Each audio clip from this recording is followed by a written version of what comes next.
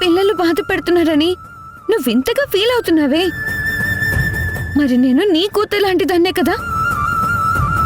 నేను ఎంత ఫీల్ అయి ఉంటానో ఆలోచించావా?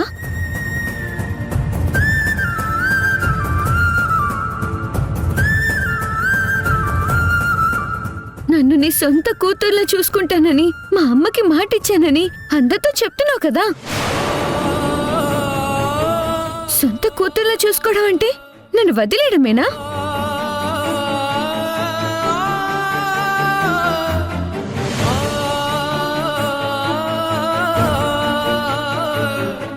నన్ను పట్టించుకోకపోవడమేనా?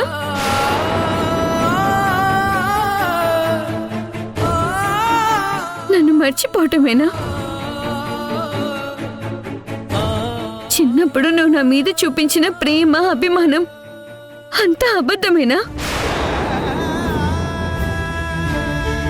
నువ్వు చేసిన దానికి నేనెంత హర్ట్ అయి ఉంటాను ఎప్పుడైనా ఆలోచించావా? ఆరాధ్య, నీ కోపం అంతా నా మీద. దయచేసి ఆ కోపం నా పిల్లల మీద చూపించుకో. అలా చేయడం తప్పమ్మా. తప్పు ఒప్పులు అనేవి పెద్ద విషయాలు. వాటి గురించి నాకేం తెలీదు. నాకు తెలిసిందల్లా ఒక్కటే, నాకు నచ్చినట్టు నేనుండటం, నాకిష్టమైనది నేను చేయడం. దానికి ఎవరు బాధపడితే నాకేంటి?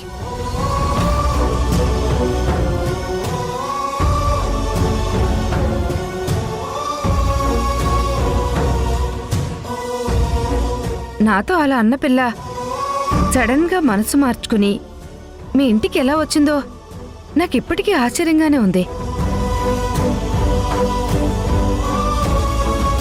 ఆరాధ్య కొంచెం డిస్టర్బ్ గా ఉంటుంది. తన మాట అలాగే ప్రవర్తన ఎప్పుడు ఎలా ఉంటుందో చెప్పలేం.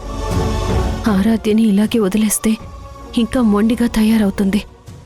మంచి సైకియాట్రిస్ట్కి చూపించి తనలో ఉన్న ప్రాబ్లం సాల్వ్ చేయాలి.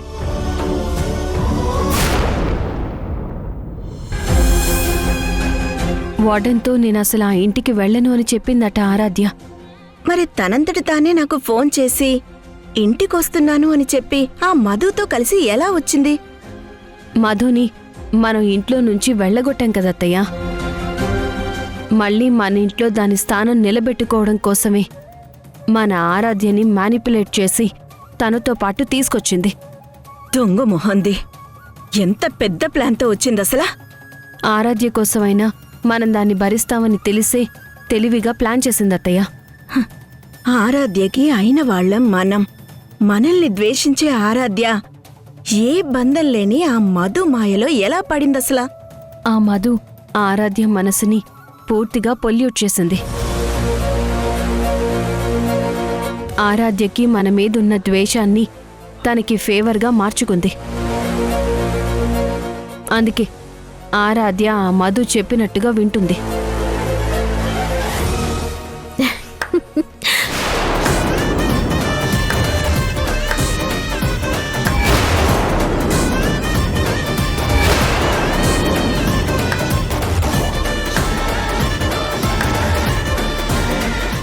నా ప్లాన్ ఏంటన్నది ఇప్పటికి అర్థమైందా మీకు? ఓసేయ్, అసలు మనిషివే కాదే, రాక్షసివి. అవునత్తయ్య, నేనే చెప్తున్నాను కదా, మీ అంత చూడటానికొచ్చిన రాక్షసిని నేను అని. ఆరాధ్య విషయంలో ముందు ముందు మీరు ఊహించని సంఘటనలు ఎన్నో చూస్తారు. నువ్వు రాక్షసివైతే నేను అపరకాళినే. మమ్మల్ని నాశనం చేసిందే కాక అన్యం పుణ్యం మెరుగని ఆరాధ్య జీవితంతో కూడా ఆడుకుంటావా? అత్తయ్య, అత్తయ్య, ఆగండి అత్తయ్య. ఆరాధ్య నా గుప్పెట్లో ఉన్నంత వరకు మీరు నన్ను ఏం చెయ్యలేరత్తయ్య. ఎందుకు సింధు నన్ను ఆపుతావు? చూడు, ఇది ఎలా రెచ్చిపోయి మాట్లాడుతుందో. దీన్ని కొట్టినా కుక్కను కొట్టినా ఒకటే అత్తయ్య.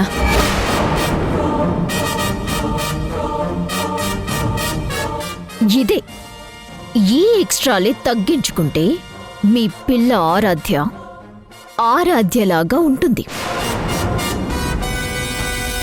కాదని ఓవర్ యాక్షన్ చేస్తే ఆరాధ్యకి ఏ సెకండ్లో ఏమైనా జరగచ్చు. Mind it.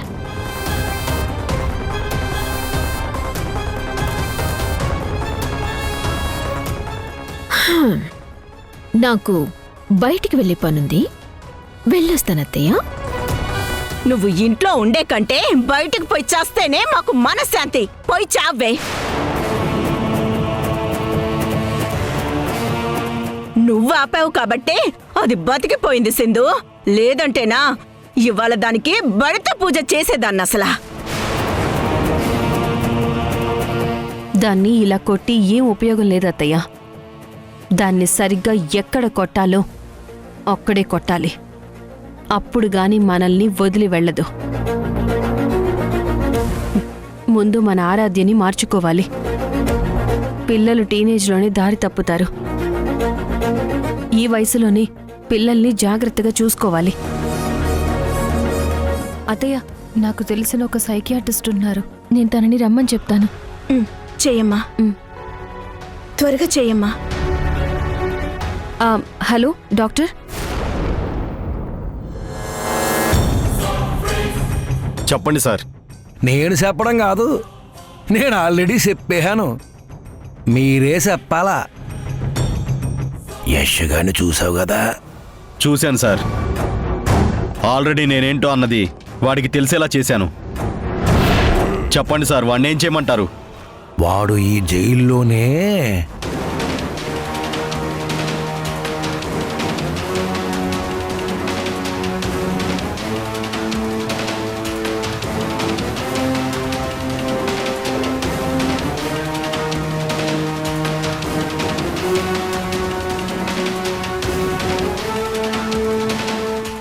యశ్ గారిని నేను ఏటైనా చేయగలనని ఆడికి తెలియాలా. మీరు ఏటి చేస్తారో, ఎలా చేస్తారో, ఎప్పుడు ప్లాన్ చేస్తారో మీ చాయిస్కి వదిలేస్తున్నా.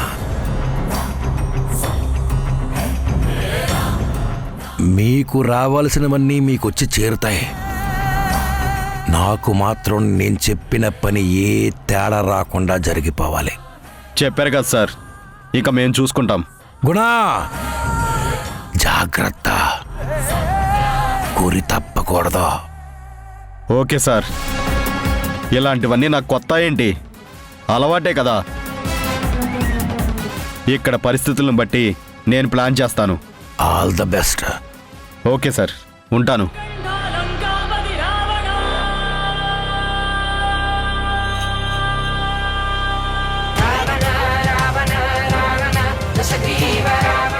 నా చక్రవ్యూహం నుండి ఆ యశిగాడు తప్పించుకోలేడు.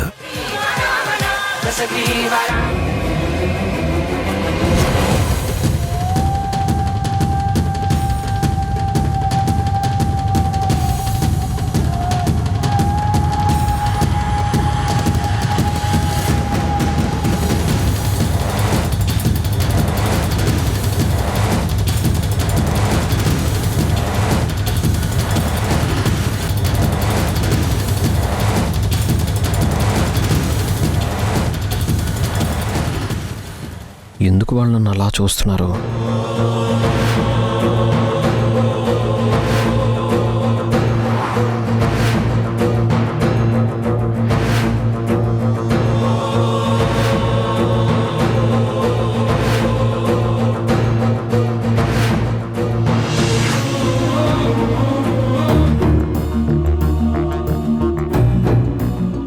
డాక్టర్తో నేను మాట్లాడడం ఆరాధ్య చూస్తే ప్రాబ్లం అవుతుంది. డాక్టర్ మీద తనకి ఏ డౌట్ రాకూడదు.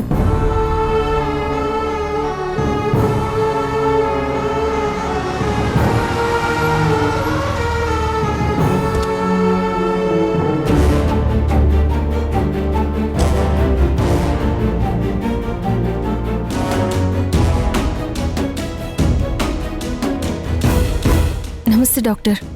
నమస్తే సింధు. మీకోసమే వెయిట్ చేస్తున్నాను. ఆరాధ్య ఎక్కడుంది? లోపల తన రూమ్లో ఉంది డాక్టర్. ఓకే, తన దగ్గరికి వెళ్దామా? నేను రాను డాక్టర్, మీరొక్కరే వెళ్ళండి. తనకి మీరు డాక్టర్ అని ఎలాంటి డౌట్ రాకూడదు. మీరు తన అమ్మ శ్రీజాకి మంచి ఫ్రెండ్ అని చెప్పండి.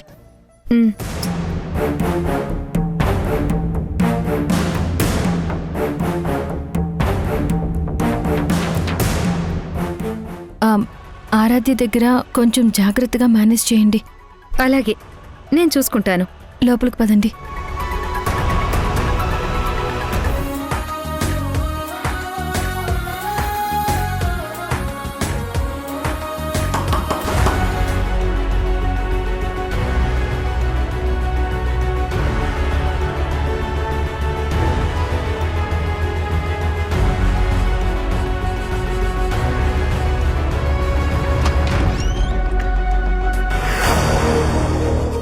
ఎవరు మీరు? ఏం కావాలి? ఆరాధ్య అంటే నువ్వేనా? అవును, నేనే. ఎప్పుడో నీ చిన్నప్పుడు చూశాను, మళ్ళీ ఇప్పుడు చూస్తున్నాను. అసలెవరు మీరు? నా పేరు కరుణ, మీ అమ్మ బెస్ట్ ఫ్రెండ్ని.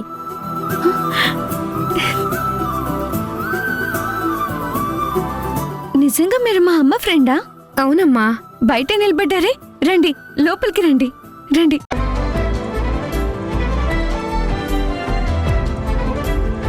రండి ఆంటీ, కూర్చోండి. పర్వాలేదమ్మా.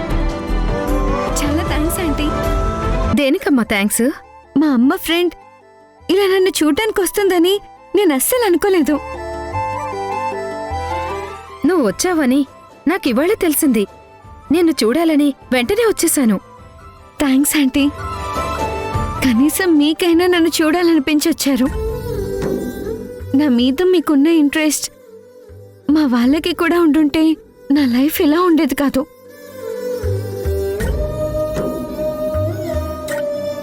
ఆంటీ, మీరు మా అమ్మని చూశారు కదా? ఉమ్, మా అమ్మ ఎలా ఉంటుంది? నాలాగే ఉంటుందా? అవునమ్మా, అచ్చం నీలాగే ఉండేది. నీకన్నీ మీ అమ్మ పోలికలే వచ్చాయి.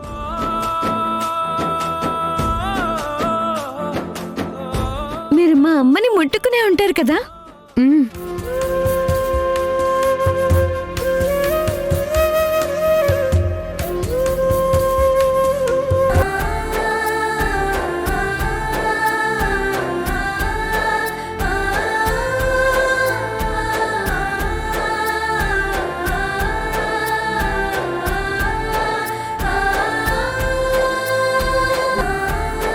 మీ చేతులు పట్టుకుంటే నాకు మా అమ్మ చేతులు పట్టుకున్నంత ఫీలింగ్ కలుగుతుంది. అమ్మా ఆరాధ్య, నువ్వు కాలేజ్కి వెళ్ళటం లేదా? నాకు కాలేజ్కి వెళ్ళి చదువుకోవాలని లేదంటీ. ఏమ్మా, ఏదైనా ప్రాబ్లమా? నిన్నెవరైనా ఏమైనా అన్నారా?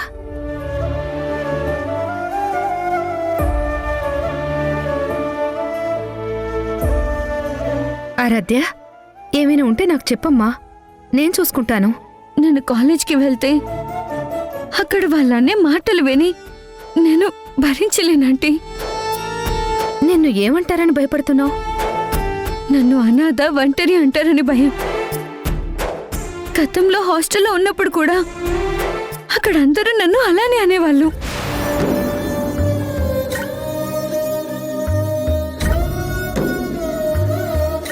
ఇప్పటి వరకు ఒక్కరంటే ఒక్కరైనా దాన్ని చూడ్డానికి వచ్చారా? రాలేదు కదా. ఎందుకు ఆరాధ్య ఫ్యామిలీ మెంబర్స్ ఉండి కూడా ఆరాధ్యం చూడటానికి రావటం లేదు? ఇదంటే వాళ్ళకిష్టం లేదేమో. అయినా కోపిష్టిని, పిచ్చిదాన్ని ఎవరిష్టపడతారే? అక్కడ ఆ మాటలు వింటుంటే నాకు తలనొప్పి వచ్చేస్తుంది. ఆ పెయిన్ నేను భరించలేనిది.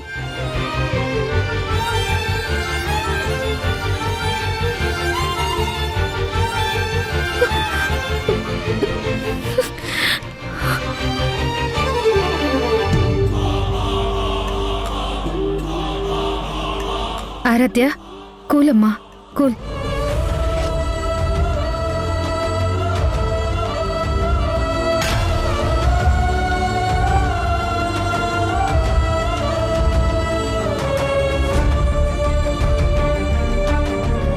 ఆరాధ్య, ఈ టాబ్లెట్ వేసుకోమ్మా.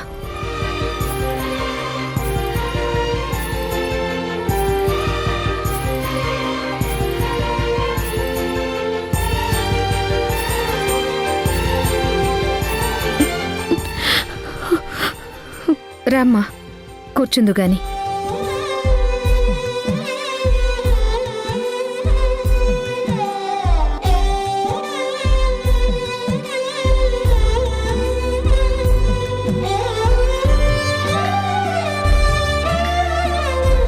నిద్రొస్తుందమ్మా? మ్, రా పడుకో.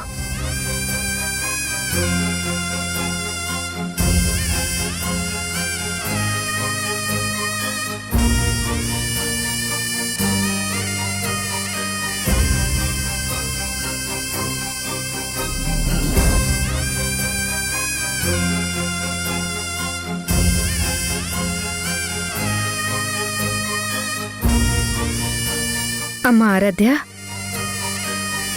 ఏమైందమ్మా నీకు? ఎందుకు ఇలా భయపడుతున్నావు? నన్నందరూ అనాథ అనాథ అంటున్నారు.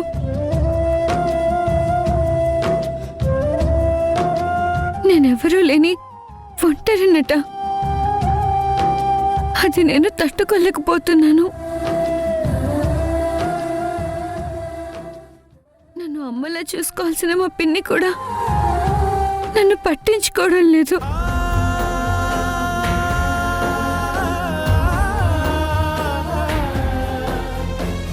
అయిన వాళ్ళందరూ నన్ను వదిలేశారు. వాళ్ళకి నన్ను దూరంగా పెట్టారు. అది నాకు చాలా బాధగా అనిపిస్తుంది. నాకు ఎవరూ లేరన్న ఫీలింగ్లోకి నేను వెళ్ళిపోయాను. దాన్ని యాక్సెప్ట్ చేయలేక నాలో నేను ఎన్నో రోజులు ఏడుస్తూ ఒంటరిగా ఉన్నాను.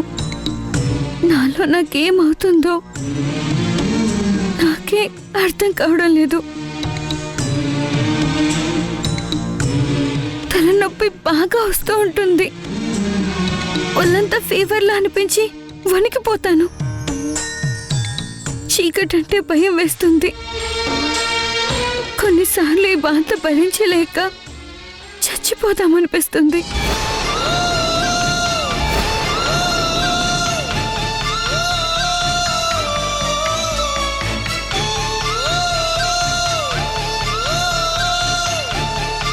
ఇంకేమనిపిస్తుంది నీకు? నా లైఫ్లో సంతోషం అనేది దొరుకుతుందా లేదా అనిపిస్తుంది.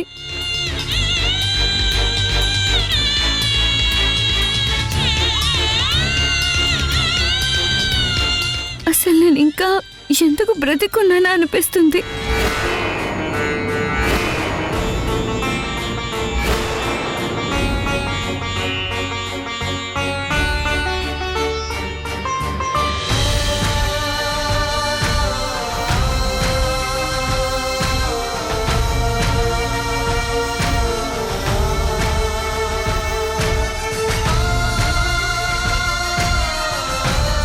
ఓకే ఆరాధ్య, ఇక నుంచి నీకు ఎలాంటి భయం ఉండదు. హ్యాపీగా రెస్ట్ తీసుకో. నేను మళ్ళీ వచ్చి కలుస్తాను. మ్,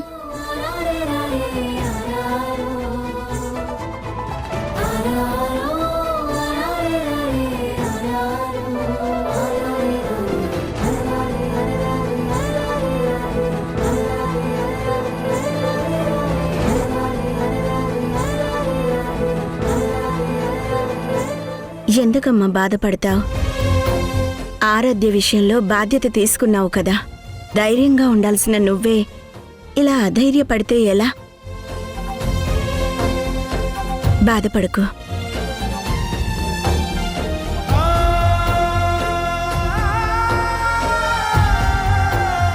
డాక్టర్, మా ఆరాధ్య కండిషన్ ఓకేనా? పైకి నార్మల్గానే ఉన్నా లోపల మాత్రం ఆరాధ్య చాలా డిప్రెషన్లో ఉంది సింధు.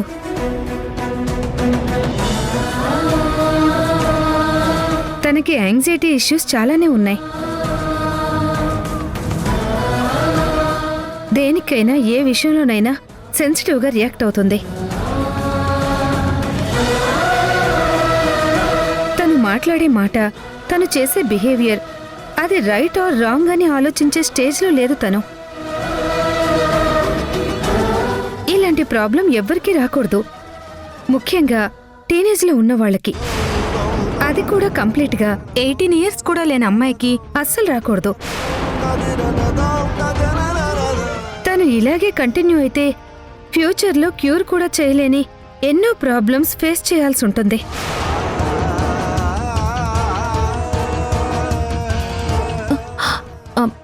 మరి మా ఆరాధ్యని నార్మల్ స్టేజ్కి తీసుకురావడం ఎలా డాక్టర్? వీలైనంత త్వరగా తన మైండ్కి ఏదైనా యాక్టివిటీ ఇవ్వండి. లైక్ కాలేజ్కి పంపించటం, చదివించటం లాంటివి. సాధ్యమైనంత వరకు తను ప్లెజెంట్గా ఉండేలా చూడండి. తను కోల్పోయిన ప్రేమాభిమానం, ఆప్యాయత తిరిగి తనకివ్వడానికి ఎక్కువగా ట్రై చేస్తూ ఉండండి. కోప్పడే విషయాలు, బాధపడే విషయాలు, తన మనసుని కష్టపెట్టే విషయాలు ఏవైనా సరే తన దాకా వెళ్లకుండానే చూసుకోండి. తననెప్పుడు ఒంటరిగా ఉంచకండి. ఆరాధ్య ప్రాబ్లం మెడిసిన్స్తో క్యూర్ చేయలేం. మీ కేరింగ్తోనే అది త్వరగా క్యూర్ అవుతుంది. నేను చెప్పినవి జాగ్రత్తగా గుర్తుంచుకోండి. ఓకే సింధు, నేను వెళ్తాను. Thank you doctor. It's okay. ఏదైనా ప్రాబ్లం అనిపిస్తే నాకు కాల్ చేయండి. అలాగే డాక్టర్.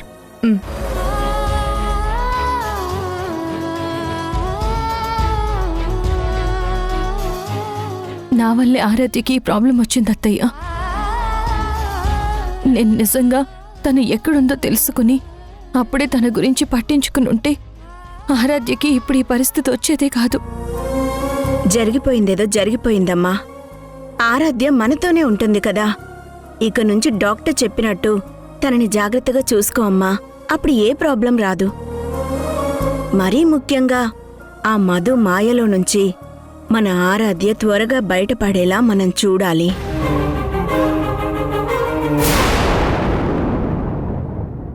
ఇందాక నా రూమ్కొచ్చి నాతో మాట్లాడి వెళ్ళింది డాక్టరే కదా.